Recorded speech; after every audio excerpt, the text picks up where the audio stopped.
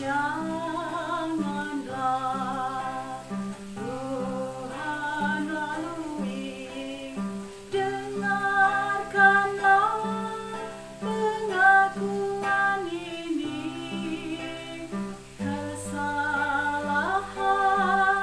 dan dosaku, gelapnya hati, kelamnya hati.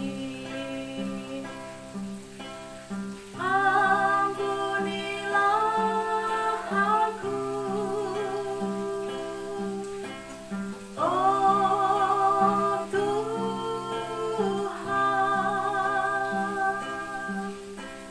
dengarkan keluh doa dan doaku. Aku kembali kepadamu.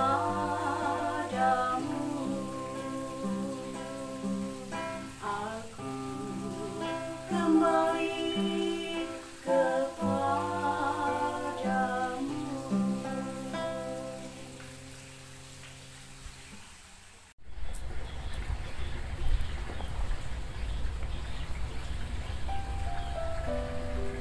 Para romo, para suster, ibu, bapak, dan saudara-saudari serta kaum muda yang terkasih, selamat pagi, berkah dalam.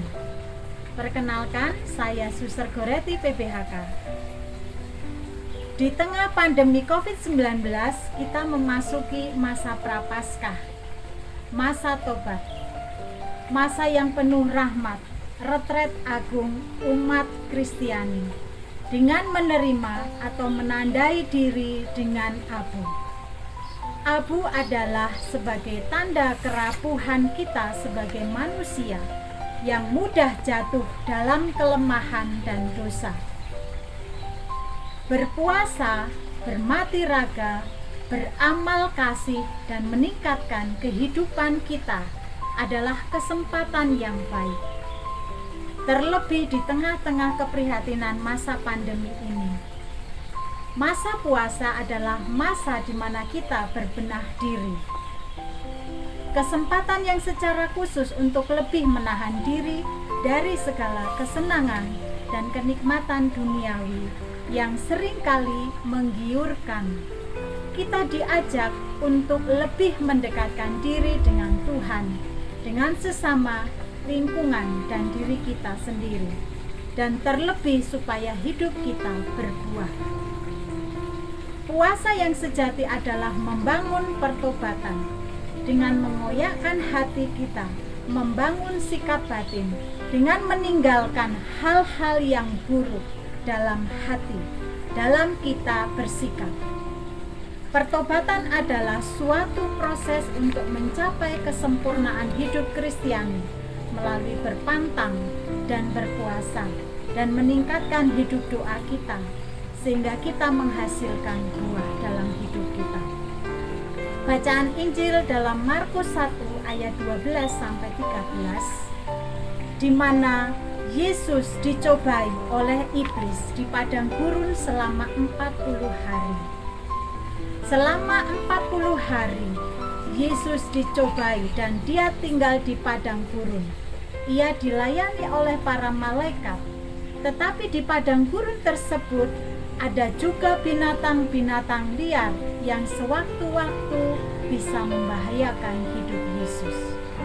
Iblis mencobai Yesus dengan menyuruh Yesus untuk merubah batu menjadi roti, menjatuhkan diri dari hubungan bait Allah, karena para malaikat pasti akan menatang dia, serta menawarkan kekuasaan kepada Yesus, asalkan Yesus mau menyembah dia. Apakah Yesus tergoda untuk melakukan perintah iblis ini dan menerima tawarannya? Tidak. Yesus justru memilih untuk menolak semua permintaan dan tawaran dari iblis.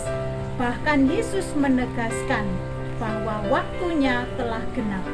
Kerajaan Allah sudah dekat. Bertobatlah dan percayalah kepada Injil. Romo, suster, ibu bapak, saudara-saudari, serta kaum muda dan anak-anak yang terkasih, ketika kita diperhadapkan pada berbagai macam cobaan dalam hidup ini, terkadang kita tidak tahu atau bahkan tidak sanggup untuk menghadapinya. Tetapi biarlah kita dapat memilih apa yang terbaik dengan belajar dari Tuhan kita Yesus Kristus melalui permenungan saat ini, dengan menunjukkan ketaatan kepada kehendak Allah daripada sikap untuk mengikuti keinginan kita, keinginan iblis, dengan senantiasa hidup dalam pertobatan. Ada 3 hal yang sering menjadi godaan kuat dalam hidup kita, yaitu kekayaan, kedudukan, dan kenikmatan. Apakah dari ketiga hal tersebut seluruhnya buruk dan tidak menarik? Tentu tidak. Akan tetapi, sesuatu yang baik bisa menjadi buruk apabila nilai yang lebih rendah diutamakan daripada nilai yang lebih tinggi. Dalam pencobaan-percobaan tersebut, Yesus dihadapkan pada 2 pilihan, yaitu memilih tawaran si iblis atau memilih kehendak Allah, melakukan kehendak Allah. Kendati harus mengalami sengsara dan kematian di salib, Yesus menolak tawaran iblis tanpa kompromi. Yesus menolak tawaran iblis tanpa kompromi, sebab kehendak Allah yang harus dinomorsatukan. Melaksanakan kehendak Allah Bapa bagi Yesus adalah merupakan nilai yang tertinggi. Hidup adalah pertobatan.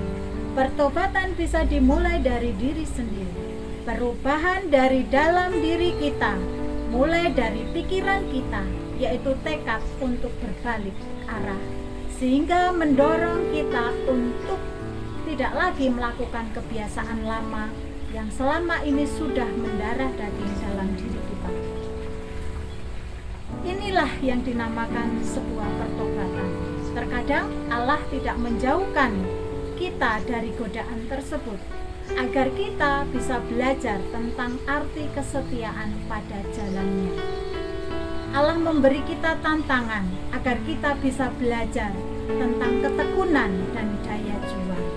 Allah tidak melenyapkan penderitaan yang ada dalam diri kita, agar kita bisa belajar untuk setia, untuk tetap kuat dan tegar di dalam menghadapi penderitaan itu. Tetapi ingat bahwa Allah akan terus menuntun dan menyertai kita sampai akhir zaman. Tuhan memberkati.